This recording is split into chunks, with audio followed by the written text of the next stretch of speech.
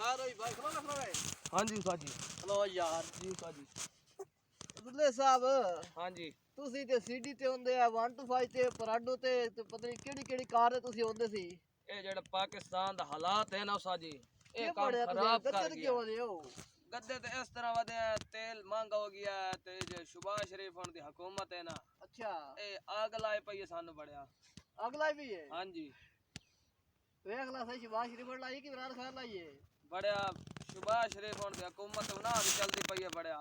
तुम्हारे कार शहर सार किदी किदी जमाना कारा शारा बड़ा ए जदा तेल महंगा होया ना हां मैं इन कीता जेड़ी 14 कारा ना उना ते पेट्रोल सट के आग ला छोड़ी मु अगला छड़ी आई आग ला छोड़िए तो हुन मैं वहिंदा पिया जंग इस गद्दे ते उते मीटिंग जंग मिले भी है हां उते मीटिंग